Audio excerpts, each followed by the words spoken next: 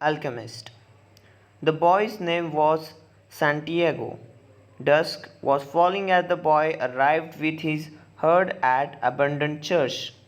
The roof had fallen in a long ago, and an enormous sycamore had grown on the spot where his sacristy had once stood. He decided to spend the night there. He saw to it that all the sheep entered through the ruined gate, and then laid some planks across it to prevent the folk from wandering away during the night. There were no wolves in the region, but once an animal had strayed during the night, and the boy had had to spend the entire next day searching for it. He swept the floor with his jacket and laid down, using the book he had just finished reading as a pillow. He told himself that he would have to start reading thicker books. They lasted longer and more comfortable pillows. It was still dark when he awoke, and looking up, he could see the stars through the half destroyed roof. I wanted to sleep a little longer, he thought. He had had the same dream that night as a week ago, and once again he had awakened before it ended. He arose and, taking up his crook, began to awaken the sheep that still slept. He had noticed that as soon as he woke, most of these animals also began to stir. It was as if some mysterious energy bound his life to that of the sheep, with whom he had spent the past 2 years, leading them through the countryside in search of food and water. They are so used to me that they know my schedule, he muttered. Thinking about that for a moment, he realized that it could be the other way around, that it was he who had become accustomed to their schedule. But there were certain of them who took a bit longer to awaken. The boy prodded them one by one with his crook, calling each by the name. He had always believed that the sheep were able to understand what he said. So there were times when he had them parts of his books that had made an impression on him, or when he would tell them of the loneliness or the happiness of the shepherd in the field. Sometimes he would comment to them on things he had seen in villages they passed, but for the last few days he had spoken to them about only one thing: the girl, the daughter of merchant who lived in the village. They would reach in about 4 days. He had been to the village only once, the year before. The merchant was proprietor of dry goods shop, and he was also demanded that sheep be sheared in his presence, so he would not be cheated. A friend had told the boy about the shop, and he had taken his sheep there. I need to smell some wool, the boy told the merchant. The shop was busy, and the man asked Shepherd to wait until the afternoon. So the boy sat on the steps of the shop and took book from his bag. I didn't know Shepherd knew how to read, said girl's voice behind him. The girl was typical of the region, Andalusia, with flowing black ears and eyes that vaguely recalled Moorish conquerors. When usually I learn more from my sheep than from the books, he answered. During the 2 hours that they talked, she told him she was merchant's daughter, and spoke of life in the village, where each day was like all the others. The shepherd told her about Andalusian countryside and related the news from the other towns where he had stopped. It was pleasant change from talking to his sheep. How did you learn to read? Girl asked at one point. Like everybody learns, he said. In school? Well, if you know how to read, why are you just a shepherd? The boy mumbled an answer that allowed him to avoid responding to her question. He was sure that girl would never understand. He went on telling stories about his travel, and her bright Moorish eyes went wide with fear and surprise. As the time passed, the boy found himself wishing that day would never end, that her father would say busy and keep him waiting for 3 days. He recognized that he was feeling something he had never experienced before, the desire to live in one place forever with the girl with the raven hairs. His days would never be the same again. But finally, the merchant appeared and asked the boy to shear 4 sheep. He paid for the wool and asked the shepherd to come back the following years. And now it was only 4 days before he would be back in the same village. He was excited and at the same time uneasy. Maybe the girl had already forgotten him. Lots of sheep passed through selling their wool. It doesn't matter, he said to sheep, I know other girls in other places. But in his heart, he knew that it did matter, and he knew that shepherds, like sheepmen and like traveling salesmen, always found a town where there was someone who could make them forget the joys of carefree wandering.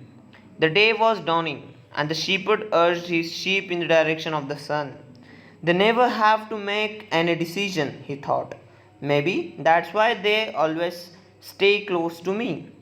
The only thing that concerned the sheep were food and water. As long as the boy knew how to find the best pastures in Andalusia, they would be his friends. Yes, their days were all the same, with seemingly endless hours between the sunrise and the dusk.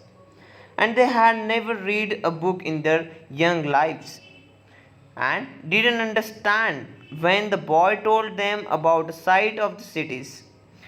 They were content with just food and water, and in exchange, they generously gave their wool, their company, and once in a while their meat. If I become a monster today, I decide to kill them one by one, they would become aware only after most of the flock had been slaughtered, thought the boy. They trust me. They have forgotten how to rely on their own instincts because I led them to nourishment. The boy was surprised at his thoughts. Maybe the church, with sycamore growing from within, had been haunted. It had caused him to have the same dream for the second time, and it was causing him to feel anger towards his faithful companions. He drank a bit from the wine that remained from his dinner of the night before, and he gathered his jacket closer to his body. He knew that a few hours from now, with the sun at its zenith, the heat would be so great that he would not be able to lead his flock across the field. It was a time of day when all of Spain spelt during the summer. The heat lasted until nightfall, and all that time he had to carry his jacket. But he thought to complain about the burden of its weight. He remembered that because he had the jacket, he had withstood the cold of dawn. We have to prepare for the change, he thought, and he was grateful for the jacket's weight and warmth. The jacket had purpose, and did so did the boy. His purpose in his life was to travel, and after 2 years of walking in Andalusian terrain, he knew all the cities of the region. He was planning on this visit to explain to the girl how it was that simple shepherd knew how to read, that he had attended seminary until he was 16. His parents had wanted him to become a praised and thereby source of pride for the simple farm family. They worked hard to have food and water like sheep. He had studied Latin Spanish theology, but ever since he had been a child, he had wanted to know the world. And this was much more important to him than knowing a God and loved a man's sins. One afternoon, on a visit to his family, he had summoned up the courage to tell his father that he didn't want to become a priest, that he wanted to travel. People from all over the world have passed through this village, son, said the father. They come in a search of new things, but when they leave, they are basically the same people they were when they arrived. They climb the mountain to see cattle, and they wind up thinking that the past was better than what we have now. They have blonde hairs and dark skin, but basically they are the same as people who live right here. But I would like to see the castle in towns where they live, the boy explained. Those people, when they see our land, say that they would like to live here forever, his father continued. Well, I would like to see their lands and see how they live, said his son. The people who come here have a lot of money to spend, so they can afford to travel, his father said. Amongst us, the only ones who travel are shepherds. Well, then I'll be a shepherd. His father said no more. The next day, he gave his son pouch that had three ancient Spanish gold coins. I found these one day in the field. I wanted them to be part of your inheritance, but use them to buy your flock. Take to the fields, and someday you'll learn that our countryside is the best and our women are the most beautiful. And he gave the boy his blessings. The boy could see in his father's gaze desire to be able himself to travel the world, a desire that was still alive despite his father having had to bury it over dozens of years under the burden of struggling for water to drink and food to eat, and the same place to sleep every night of his life. The horizon was tinged with red, and suddenly the sun appeared. The boy thought back to that conversation with his father and felt happy. He had already seen many castles and met many women, but none the equal of the one who awaited him several days hence. He earned a jacket, a book that he could trade for other, and a flock of sheep. But most important, he was able every day to live out his dream. If he were to tire of the Andalusian fields, he could sell his sheep and go to sea. By the time he had had enough of the sea, he would already have known other cities, other women, and other chances to be happy. I could have found God in the seminary, he thought as he looked at sunrise. Whenever I could, he thought out a new road to travel. He had never been to that ruined church before, in spite of having traveled through those parts many times. The world was huge and inexhaustible. He had only to allow his ship to set the route for a while, and he would discover other interesting things. The problem is that they don't even realize that they are walking a new road every day. They don't see that the fields are new and the seasons changes. All they think about is food and water. Maybe we are all that way, the boy mused. Even me, I haven't thought of other women since I met merchant's daughter. Looking at the sun, he calculated that he would reach Tarifa before midday. There, he could exchange his book for a thicker one, fill his wine bottle, shave, and have a haircut. He had to prepare himself for his meeting with a girl. and he didn't want to think about possibility that some other shepherd with the larger flock of sheep had arrived there before him and asked for her hand. It's possibility of having a dream come true that makes life interesting, he thought as he looked again at the position of the sun and hurried his pace. He had suddenly remembered that in Tarifa there was an old woman who interpreted dreams. The old woman led the boy to the room at the back of her house. It was separated from her living room by curtains of colored beads. The room's furnishing consisted of a table, an image of Sacred Heart of Jesus, and two chairs. The woman sat down and told him to be seated as well. Then she took both of his hands in hers and began quietly to pray. It sounded like a gypsy prayer. The boy had already had experience on the road with gypsies. They also traveled, but they had no flocks of sheep. People said that gypsies spent their lives striking others.